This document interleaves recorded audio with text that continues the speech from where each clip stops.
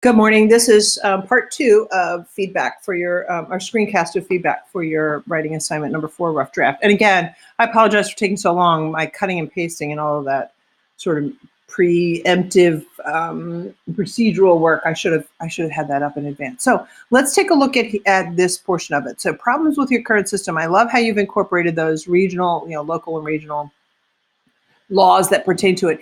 And in some ways, what I find very interesting about it is that shows to me it's a crossover between your secondary and your primary research. On the one hand, it's very targeted secondary research. And because it's so specific, it can fold easily over into your primary research. So potential solutions, you want this to be at the very bottom. That should not be part of your introduction. This portion you want to move this to the very end. So then you want to talk about the purpose of this study, remove any first person, we references, because the bottom line is it's not, although it's generated from within the organization, you need to keep it as third party as possible so that it remains objective.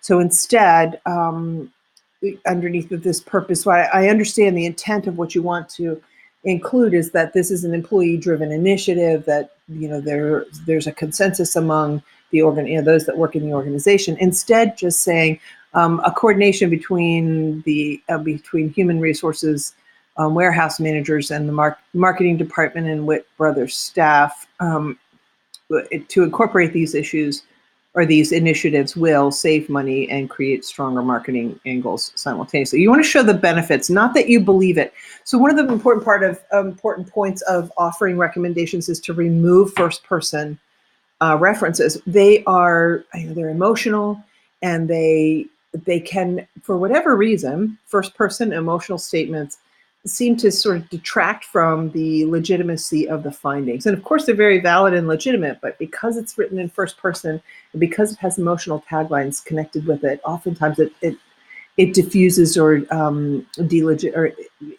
makes less than as important your findings than they really are. So what I like about this is you want to include here, this is basically your secondary research. So what you want to have in this section is, remember, the potential solutions go to the end. This is the background. Before you get to this introduction, the background of what it is, your current waste disposal, the problems with it. Then you want to go into your methods. So you want to talk about your secondary research. And here is your secondary research. Legal ramifications. So secondary research, legal ramifications. And this is where you want to include your, you can break it down into subcategories of the fines, the laws. Another is increased profitability. Break this down into other subsections. And then public relations and business partnerships, break this down into subsections. This is really your secondary research. Then your second method is your primary research, and that is here. Actually, you want to remove this. You want to make sure that right in between here, this is where your primary research begins. And so you want to elaborate on what it was and why that you chose, the questions that you chose, and how you disseminated the questions, and what percentage participated. And instead of showing a screenshot, I would recommend creating some sort of graph, maybe a bar graph of each. Since I think you only had 6 or 8 employees that participated, so you'd be able to show a simple bar graph of the questions, number 1, number 2, and maybe a different color. That old adage of a picture speaks 1,000 words, that really holds true, especially in persuasive papers like this, where you want to remain neutral, but you have a persuasive paper. I apologize for my dog this morning. Hey.